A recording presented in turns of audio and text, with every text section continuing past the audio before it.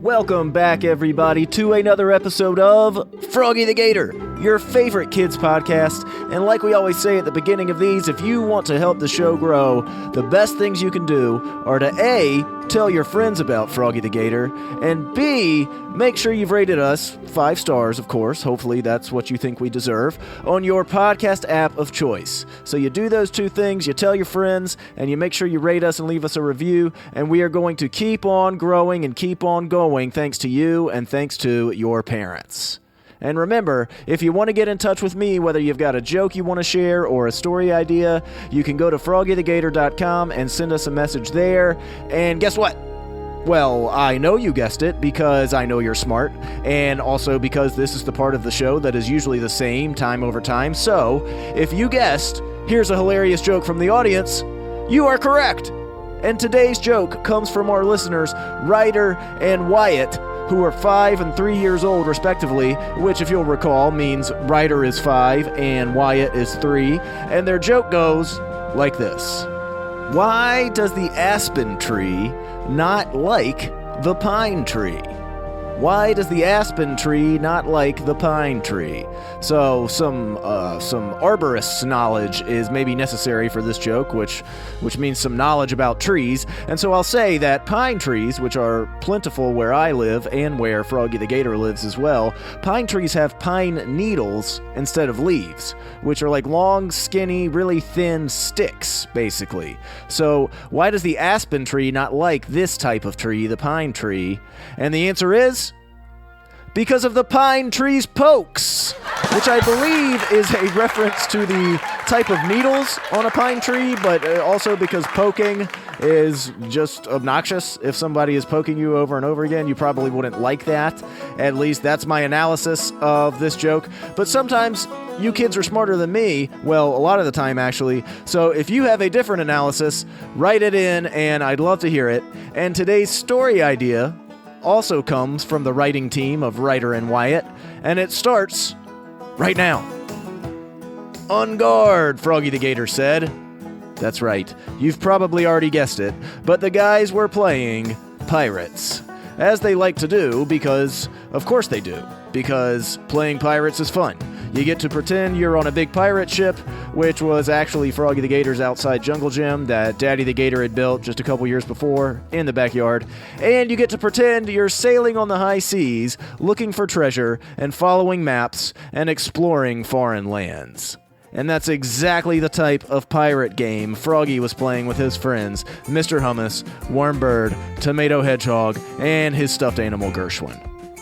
Ahoy, mateys! Froggy shouted to Wormbird, Tomato Hedgehog, and Mr. Hummus. We are approaching the island lair of the Dread Pirate Gershwin. If my calculations on this map are correct, this is the location of his hidden animal treasure chest. An animal treasure chest? Mr. Hummus remarked. What do you mean, Froggy? What is that? Well, Froggy continued, according to ancient legend, the animal treasure chest, should we be fortunate enough to find it, will contain riches beyond our imagination. And the riches won't be diamonds and rubies and gold and silver, oh no. The riches will be a menagerie. And menagerie means basically just a bunch of animals. The riches will be a menagerie of animals. We'll open the chest, and all of the greatest species from our beautiful world will appear. Tigers, zebras, giraffes, bears, dogs, cats, flamingos, all of them.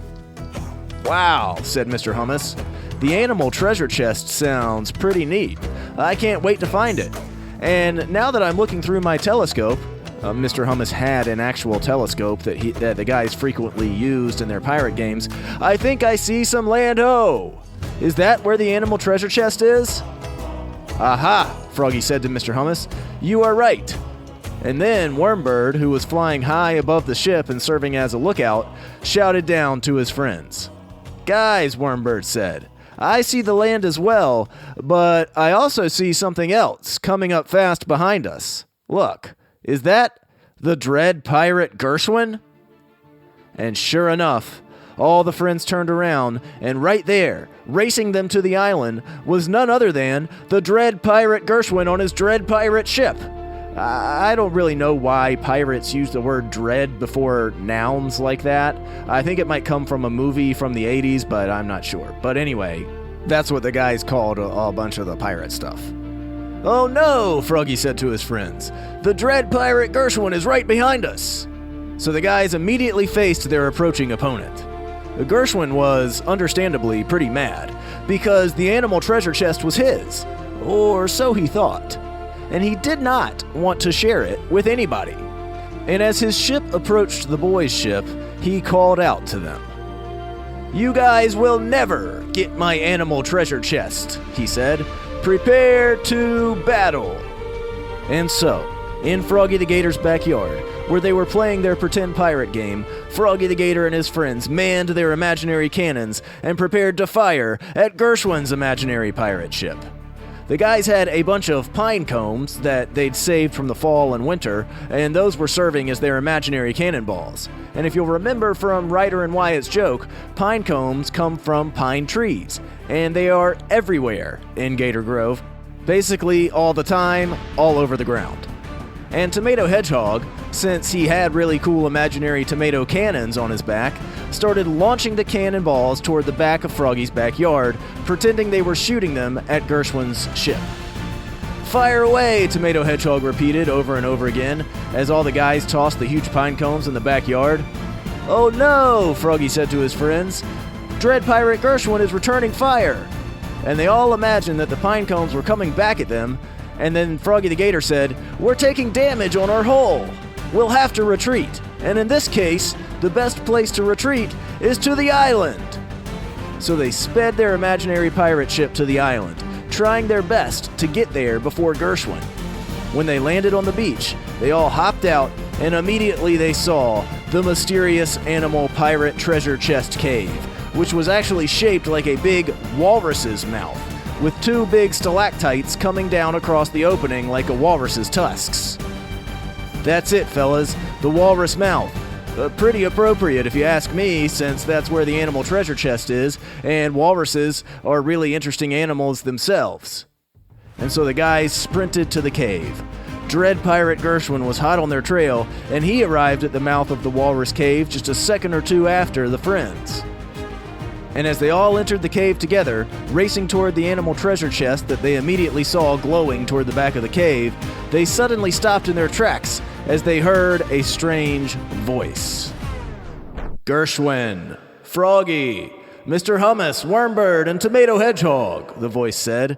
"I am Daddy the Gator, and I'm here to remind you of something that will be of great relevance to your current quest." That really got the guy's attention, and Froggy said, hey, let's stop and listen to what he has to say. So they stopped playing on their jungle gym for a second and listened to Daddy the Gator, who was actually just walking outside from the house. "Remember, everybody," Daddy the Gator continued, "animals are great. But unless there are pets, like some dogs or fish or cats or hamsters, they don't really belong to anyone. So when you set the animals loose from the treasure chest, it's best to just let them roam free, because that's what they like to do."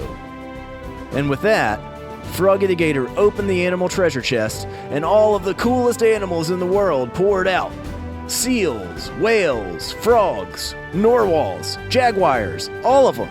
And they ran free across the imaginary island, going toward their natural habitat, where they would live their lives doing the things that animals liked to do.